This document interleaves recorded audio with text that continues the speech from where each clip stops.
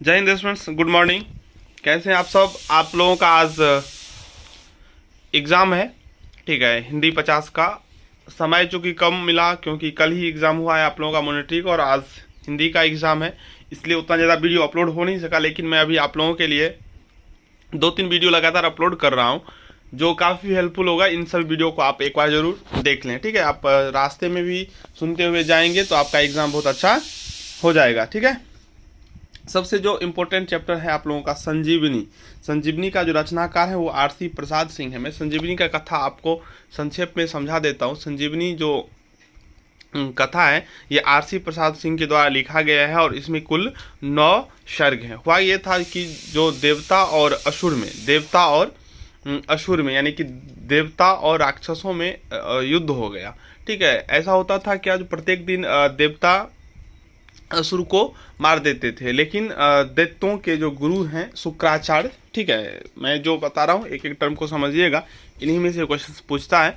तो दैत्यों के जो गुरु हैं शुक्राचार्य, वो क्या करते थे, तो संजीवनी विद्या उनके पास था, उनको संजीवनी विद्या का ज्ञान था, और संजीवनी विद्या के ज्ञान के कारण मृत व्यक्ति को भी जीवित किया जा सकता। तो जो दैत्य मरते थे, जो राक्षस मरते थे युद्ध में, उनको जिंदा कर देते थे शुक्राचार्य। इससे क्या हुआ, तो देवताओं में बहुत बड़ा चिंता का विषय बन गया, जो इस प्रकार से हम युद्ध कैसे खत्म करेंगे। अगर हम मार रहे हैं और उसको फिर अगर शुक्राचार्य जीवित कर ही देते हैं तो इस प्रकार से युद्ध कब समाप्त होगा। तो एक बैठक हुई थी, उस बैठक में सब चिंतित थे। तो इंद्र ने कहा अगर ऐसा संभव होगा, यदि कोई देवता के पुत्र में से जाके कोई अगर संजीवनी विद्या उनसे सीख आए तो संभव है कि हम इस युद्ध को जीत सकते हैं। तो सब मौन हो गए, कोई जाने के लिए तैयार नहीं हुआ। तो अचानक देवताओं के जो गुरु हैं बृहस्पति, देखिए ये क्वेश्चन पूछता है देवताओं के गुरु कौन है, तो बृहस्पति उसका आंसर होगा, इसलिए मैं आपको कथा सुना रहा हूँ। देवताओं के जो गुरु थे बृहस्पति, उनका पुत्र कच्छ वो तैयार हो गया। वो बोला मैं जाने के लिए तैयार हूँ, छोटा ही था। तो सबने बोला आश्चर्य से तुम कैसे जा सकते हो, इतने बड़े बड़े लोग जाने के लिए तैयार नहीं है तुम। तो बोला जो जिसके पास पिता का आशीर्वाद होगा, इतने देवताओं का आशीर्वाद होगा, उन्हें जाने में क्या डर है, मुझे कोई डर नहीं लगता, मुझे आप लोग आशीर्वाद दीजिए, मैं जाने के लिए तैयार हूँ। यही हुआ, सब आशीर्वाद देकर उनको वहाँ भेजा शुक्राचार्य के पास संजीवनी विद्या सीखने के लिए, यानी कि दुश्मन के घर वो विद्या सीखने के लिए गया। तो पहले तो वो रखने के लिए तैयार नहीं थे, बाद में बहुत कहने पर उन्होंने उनको अपना शिष्य बना लिया। उनके देवताओं के जो गुरु थे शुक्राचार्य, उनका एक पुत्री थी जिसका नाम था देवयानी। देवयानी उनको अपने आश्रम में रख लिया। बाद में जब पता चला राक्षसों को जो ये ऐसे ऐसे सीखने के लिए आया है, तो उन्हें मार देता था, समझिए मार देता था कच्छ को, ठीक है। तो फिर देवयानी के कहने पर, क्योंकि देवयानी के दिल में कच्छ के लिए प्यार उमड़ आया, तो उसके कारण से उन्हें फिर से जीवित कर देता था।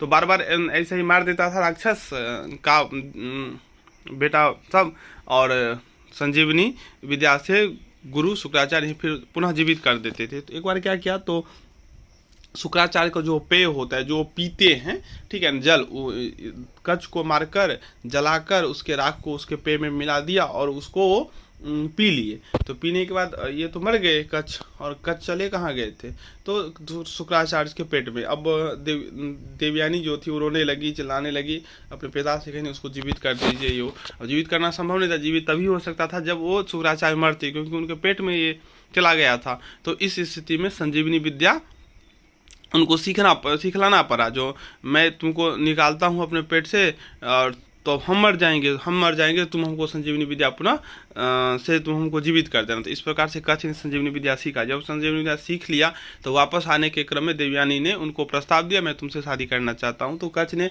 मना कर दिया, बोला नहीं, मैं तुमसे शादी नहीं कर सकता, क्योंकि तुम मेरे गुरु के पुत्री हो।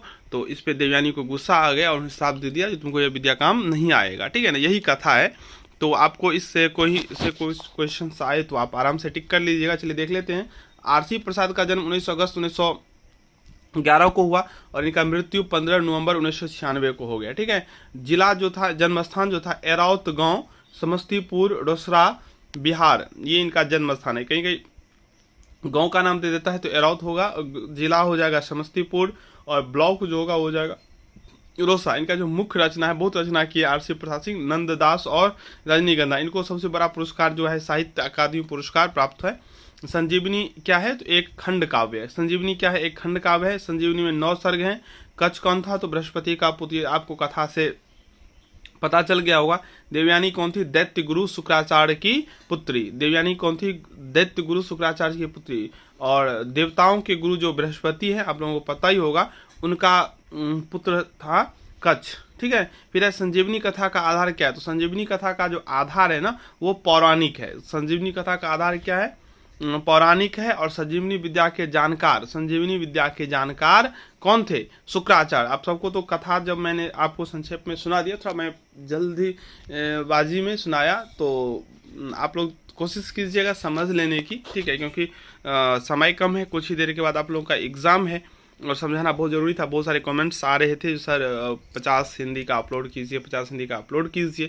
तो मुझे आप लोगों का जो कमेंट होता है ना, वो वीडियो बनाने के लिए कितना भी मैं व्यस्त क्यों न रहूं, प्रेरित करता है, नहीं वीडियो अपलोड कीजिए, करना है, क्योंकि कोई वेट कर रहा है। मेन बात ये होता है, कोई मेरे वीडियो का वेट कर रहा है, तो मुझे क्यों नहीं अपलोड करना है, करना ही पड़ेगा। ठीक है। अभी भी जो मैं आप लोगों के लिए वीडियो अपलोड कर रहा हूँ, अपने बैच को बीच में रोक दिया हूँ। ठीक है, बैच को रोक दिया हूँ और आप लोगों के लिए वीडियो रिकॉर्ड कर रहा हूँ और उसके बाद मैं आप लोगों को प्रोवाइड करूंगा। तो बस आप लोगों से जो प्यार स्नेह मिल रहा है ना, इसी के वजह से ये सब हो रहा है। आप लोग ऐसे ही प्यार बनाइए रखिएगा। चैनल को सब्सक्राइब नहीं किए तो चैनल को जो सब्सक्राइब कर लीजिएगा, वीडियो को लाइक कर दीजिएगा और इसे अपने फ्रेंड्स तक शेयर कर दीजिएगा अगर आपको अच्छा लगता हो तो। अगर आपको यह चैनल थोड़ा भी हेल्प किया हो, अगर आगे भी आप इस चैनल से हेल्प लेना चाहते हैं, जैसे पार्ट 3 है आप लोगों का, तो पार्ट 3 में भी तो 4 ऑनर्स है, इसमें 2 ऑनर्स है, उसमें 4 ऑनर्स है। तो मैं कोशिश करूँगा स्टार्टिंग से ही वीडियो अपलोड करने का, ताकि कोई भी समस्या आपको घेरे नहीं। मैं एक एक पॉइंट, एक एक बात आप लोगों से शेयर कर दूंगा। ठीक है, तो यही रिक्वेस्ट है आप लोगों को। अगर अच्छा लगता हो तो वीडियो को लाइक जरूर करें और अपना प्यारा सा ब्यूटीफुल जो कमेंट करते हैं वो कर दीजिएगा। ठीक है। तो संजीवनी काव्य की भाषा क्या है, ये सबसे इंपॉर्टेंट है। संजीवनी काव्य की जो भाषा है ना, वह है खड़ी बोली। संजीवनी काव्य की भाषा क्या है, वो एक खड़ी बोली। और संजीवनी विद्या के जानकार तो ये शुक्राचार्य है। कथा आप लोगों को पता ही हो गया। तो संजीवनी विद्या की आवश्यकता क्यों पड़ गई, संजीवनी विद्या लाने के लिए कौन गया देवताओं की तरफ से, उसके बाद देवयानी इतना मदद क्यों कर दिया कच्छ को। ठीक है, संजीवनी विद्या कच्छ को काम आया कि नहीं आया, तो इन सब बातों का तो आप उल्लेख कर देंगे। संजीवनी कच्छ को देवयानी श्राप क्यों दे दिया, तो ये सब आपको अब पता चल गया होगा, मैं जो उम्मीद करता हूँ। ठीक है, तो इस वीडियो में इतना ही। एक वीडियो बहुत जल्द आप लोगों के लिए और 5 से 10 मिनट में आ जाएगा। ठीक है ना, तो उसको भी देख लीजिएगा और अपने फ्रेंड्स को शेयर जरूर कर दीजिएगा। टाइम बहुत कम है। धन्यवाद।